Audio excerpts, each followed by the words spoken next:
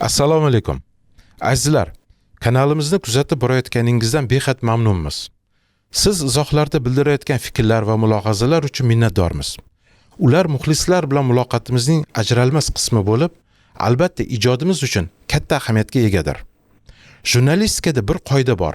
Jamoatchilikka biron bir mavzuni olib chiqishda ma'lum bir ahamiyatli voqea, hodisa ro'y berishi, taniqli shaxsning yubileyi nishonlanishi yoki shu kabi bironta muhim sabab bo'lishi kerak. Buni soha vakillar tilida infopovod deyishadi. Bugun bizda bir ajoyib infopovod bor. Shu yil iyun oyida fransiyalik mashhur futbolchi, o'tmish afsonasi Michel Platini 70 yoshga to'ladi. Biz ham chiroyli bahonani rad etmasdan dunyo futbolining yorqin vakillaridan biri bo'lgan ushbu to'p ustasi va qolaversa 80-yillar Fransiya terma jamoasi haqida so'z yuritamiz. Mashhur qiziqchimiz ta'biri bilan aytganda, mavzuni chuqurroq haydashga qaror qildik. Demak, boshladik. Fransiya futboli doim iqtidorlarga boy bo'lgan. Shvetsiyadagi jahon chempionatida 13 ta gol urib, hamon buzilmay turgan rekordni o'rnatgan Jules Fontaine, Real Madrid safida ketma-ket 3 marta Chempionlar Kubogini qo'lga kiritib, 1958-yilda oltin to'pga sazovor bo'lgan Raymond Kopa nomlarini ko'pchilik eshitgan bo'lsa kerak. Bular 50-yillardagi fransuz futbolining yorqin vakillaridan edi. Shundan so'ng orada pasayish bo'lib, 70-80-yillarga kelibgina fransuz futboli xalqaro maydonlarda o'z so'zini ayta boshladi. Nantes, Saint-Étienne, Bordeaux klublari Yevrokuboklarda, grantlar bilan o'yinlarda jiddiy qarshilik ko'rsatishgan bo'lsa, terma jamoa jahon chempionatlarida yuqori o'rinlarga da'vogarlik qildi. Bu paytga kelib, Fransiya futbolida yangi avlod yetishib chiqqan edi. Michel Platini, Dominique Rocheteau, Jean Tigana, Alain Giresse, Patrick Battiston, Luis Fernandes kabi iqtidorlarning nomlari dunyo arenalarida baland yangrardi. Terma jamoani tajribali Michel Hidalgo, keyin esa André Michel boshqarib, mamlakat futboli tarixida yangi sahifani yozishdi. Eng qiziqarli va tomoshabob Yevropa chempionatlaridan biri 1984-yilda Fransiyada bo'lib o'tdi. Musobaqada bitta buyuk jamoa, 80-yillar o'rtalarining fantastik Fransiya termasi bor edi. Michel Platini o'shanda hanuzgacha yangilanmagan rekordni o'rnatdi. 5 ta o'yinda 9 ta gol. Fransiyadagi Yevropa birinchiligi ancha zerikarli va yopiq o'tgan avvalgi Euro 80 ga nisbatan juda chiroyli va keskin kurashlarga boy o'tgan turnir sifatida tarixga kirdi. Chempionatning guruh bahslarida fransuzlarga Daniya, Belgiya, Yugoslaviya terma jamoalari raqib bo'ldi. Yevropa futboli elitasiga daniyaliklar shiddat bilan kirib kelgandilar. Saralash musobaqasida ular Angliya termasini uyda ham, Wembleyda ham mag'lub etishgandi. Daniya termasidagi Morten Olsen, Klaus Berggren va albatta Mikael Laudrup va Preben Elkjær Larsen o'sha davrning mashhur futbolchilari hisoblanardi. Shu yerda qo'shimcha qilish kerak. Laudrup va Elkjær Larsen yetakchiligidagi terma jamoa yana 2 yildan keyin Meksikadagi mundialda yorqin va hujumkor o'yini bilan Daniya dinamiti nomini oladi. Demak, Euro 84 musobaqaning ochilish o'yini aynan Fransiya va Daniya terma jamoalari o'rtasida bo'lib o'tdi. To'pni o'tkazib yubormaslikni maqsad qilgan daniyaliklar 81-daqiqagacha himoyani metindek ushlab turdilar. Fransuzlar yetakchisi Platinini baland bo'yli va qo'pol Klaus Berggren shaxsan qo'riqlardi. Lekin u ham raqibini bir zumga ko'zdan qochirdi va ta'qibchisiz qolgan buyuk Michel darvozani aniq nishonga oldi. 1-0. Tan olingan yulduz jamoa Fransiya termasi eng avvalo o'z maydonida to'p surayotgani va 2 yil avvalgi jahon kubogi bahslarida ko'rsatgan ajoyib o'yinlari uchun Yevropa chempionatidan oldinoq asosiy favorit deb bir ovozdan e'tirof etilayotgandi. Ispaniyada bo'lib o'tgan jahon chempionatida fransuzlar kamida final o'yiniga loyiq edilar. Ularda buyuk jamoa shakllangandi. Michel Platini, Alain Giresse, Jean Tigana, Luis Fernandesdan iborat yarim himoya chizig'i jahonda kuchli deb ta'riflangandi. Bu to'rtlikka taktik sxemasiga ko'ra sehli Rom deb nom berishgan bo'lsa, futbolchilarning o'zini mashhur fransuz yozuvchisi Alexandre Dumas'ning badiiy qahramonlari Fransiyaning sha'ni hamda g'ururini himoya etgan jasur va mard mushketorlarga qiyoslashardi. 1982-yilning 8-iyulida Sevillada nemislarga qarshi bo'lib o'tgan dramatik yarim final bu terma jamoaning kelajakdagi, shu jumladan Euro 84dagi taqdirini ham qaysidir ma'noda belgilab bergandi. Kim bilsin, agar 1984-yilda Yevropa Kubogi emas, balki jahon chempionati o'tkazilganida Pelening 80-yillardagi vorisi etib Diego Maradona tan olinmagan bo'larmidi? Lekin o'sha davrdagi ikki buyuk futbolchining zabt etgan eng yuqori cho'qqisi turli musobaqalarga to'g'ri keldi. Faqat turnir maqomiga ko'ragina Maradonaning Meksika 86dagi yutuqlari Platinining Euro 84dagi muvaffaqiyatidan ustun bo'ldi. 80-yillardagi Fransiya termasida Platiniga nafaqat dispetcherlik vazifasi yuklatilgandi. Uning jamoadagi yetakchiligi hech qanday shubha tug'dirmasdi. Fransuzlar safida Jean Tigana ham bor edi. U ko'p hollarda o'zining o'ng qanotidan markazga playmakerlik rolini bajarishga o'tardi. O'shanda Platini oldinga chiqib, hujumchi vazifasini ham miriqib ado etardi. Euro 84 da esa Platini maydonda ham dispetcher, ham hujumchi vazifasini a'lo darajada bajardi. Playmaker sifatida jamoa o'yinini boshqardi. Hujumchi rolida esa 5 ta o'yinda 9 ta gol urdi. Uning qanday qilib bunga erishganini tushuntirib berish mushkul. Axir yulduzlar aql bovar qilmas ishlarni ham uddalay olishadi. Demak, Platini birinchi o'yinda Daniya darvozasiga to'p kiritib, o'z gollari hisobini boshlab berdi. Keyin fransuzlar Belgiya termasini 5-0 ga mag'lub etib, haqiqiy gollar shousini namoyish etdilar. 3-turda Yugoslaviyaga qarshi o'yinda fransiyaliklar 3-2 hisobda ustun kelib, ajoyib futbol spektaklini ko'rsatib berdilar. Platini esa shu ikkala o'yinda ikkita hat-trikni qayd etib, turli xil gollar urdi. Jarima zarbasidan, boshi bilan kombinatsion hujum yakunida Yugoslaviyaga kiritgan hat-trigi bilan esa Platini Jules Fontaine Fransiya termasidagi 30 ta gol bilan o'rnatgan va 60-yildan beri buzilmayotgan rekordini urdi. Guruh bahslarining nihoyasida barcha chempionat mezbonlarining ishonchli va muqarrar g'alabasi bilan yakunlanish haqidagina gapirardi. Yarim finalda fransuzlar Portugaliya terma jamoasiga qarshi maydonga tushdilar. Apennin yarim oroli vakillari guruhda ruminlar ustidan g'alabaga erishib, nemislar va ispaniyaliklar bilan durang natijani qayd etishgandi. 1984-yil 23-iyun Marseldagi Velodrom stadioni. Fransuzlar butun o'yin davomida ustunlikka ega bo'ldilar. 24-daqiqada Portugaliya darvozasi tomon jarima zarbasi belgilandi va uni albatta Platini tepishi kerak edi. Axir standart vaziyatlardan zarba berish uning ko'ziri edi. Futbolchi mashg'ulotlarda balandligi 182 sm bo'lgan devor ustidan jarimalarni tepishni muntazam mashq qilardi. Uning yana bitta fokusi bor edi. Bu quyidagicha ro'y berardi.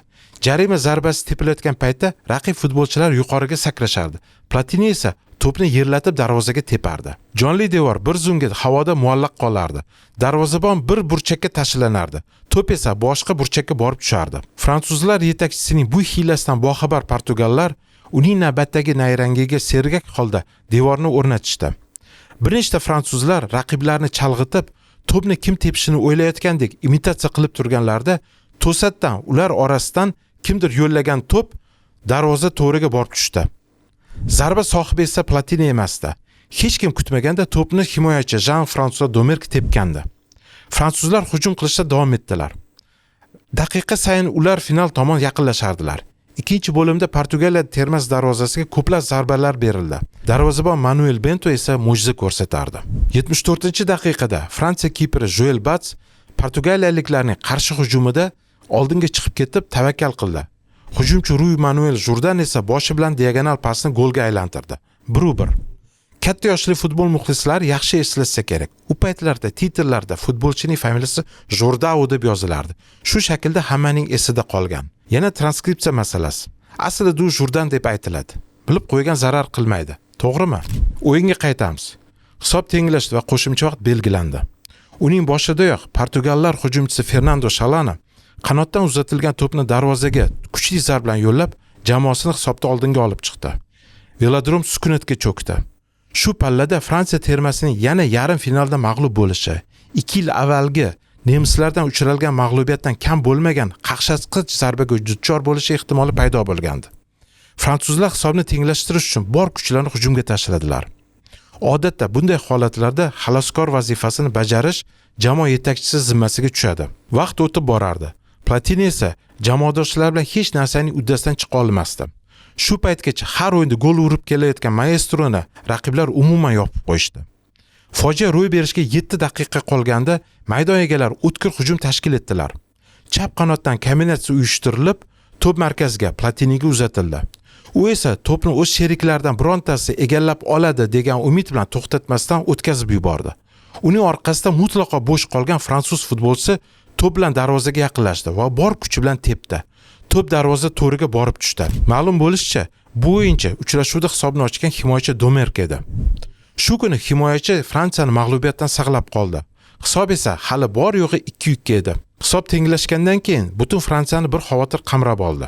82-yildagi o'sha mash'um penaltilar seriyasidagi mag'lubiyatni unutmagan mezbonlar bu galgisini ham albatta boy berib qo'yishadi. Buni maydondagi futbolchilar ham tushunib turardi. Platini keyinchalik xotiralarida shunday deb eslagandi. Portugaliyaliklar aslo shoshilishmasdi. Ular bizning xayolimizda nimalar o'tayotganini, Sevilliyadagi dahshatdan so'ng penaltilar seriyasini muvaffaqiyatli tepa olmasligimizni juda yaxshi his etishardi. Men oldinga qarab ketdim va ichimda bitta gapni takrorlardim. Penaltini tepmaymiz. Biz penaltini tepmaymiz. O'yin tugashiga 59 soniya qoldi. 58, 57 va Jan Tigana o'ng qanotdan to'p bilan oldinga qarab tezlik olayotganini ko'rdim. Vaziyatning davomi esa shunday rivojlandi. Tigana fint ishlatib, raqib jarima maydonchasiga kirib boradi va to'pni Platiniga oshiradi. Darvoza yaqinida fransuzlar sardori to'pni egallab oladi. Himoyachi uning oyoqlariga tashlanadi. Platini to'pni chetga olib o'tadi. Hali zarba bermasdan darvozabon unga tashlanadi. U esa yana to'pni chetga oladi. Darvozani yopishga yana bir himoyachi uringanida Platini kuchli zarb bilan to'pni darvozaga yo'llaydi. 3-2. Mening bu golim vujudimizdagi penaltilar qo'rquvini yo'qotib yubordi, deb eslagandi Platini. Yevropa chempionatlarida final o'yinlar odatda qiziqarli o'tadi. 84-yilgi Fransiya-Ispaniya final matchi juda yorqin chiqmagan bo'lsa ham, chempionat haqida ajoyib taassurot qolishiga xalaqit bera olmadi. Michel Platini navbatdagi golini uradi. Gol biroz g'ayritabiiy chiqadi va nazariy jihatdan final g'olibini aniqlab beradi. Jarima zarbasi belgilanganda Platini pastlatib zarba berdi. Darvozabon Luis Arcanada esa murakkab bo'lmagan to'pni qo'llari orasidan o'tkazib yuboradi. Shundan so'ng ispanlar hisobni tenglashtirishga butun kuchlarini tashlaydilar. Fransuzlar esa 90-daqiqaga qadar darvozalar daxlsizligini saqlab turadilar. Ispaniya termasining barcha futbolchilari raqib yarim maydonida bo'lganida Bruno Bellon to'pni yugurib chiqqan darvozabon ustidan oldinga tashlaydi va butun stadion hayqirg'i ostida bo'sh qolgan darvozani ishg'ol qiladi. 2-0. Fransiya Yevropa chempioni. Barcha o'yindan keyin ikki buyuk Michelni, murabbiy Hidalgo va sardor Platinini olqishlardi. 80-yillar Fransiya termasining trilogiyasi 86-yili Meksikada davom ettirildi. Yana nemislarga qarshi yarim final va yana mag'lubiyat.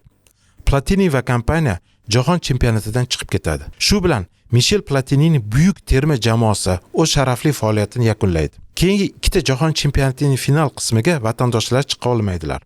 Fransiyaga katta futbol bayrami qaytib kelishini mamlakat yana 12 yil kutadi va nihoyat Zinedine Zidane avlodi o'z yurtlarida o'tkazilgan katta futbol festivalida Platini zamondoshlari erishmagan yutuqni butun Fransiyaga taqdim etadi. Platini faoliyati haqida gapirganda, uning klub darajasidagi yutuqlarni eslamasdan iloji yo'q.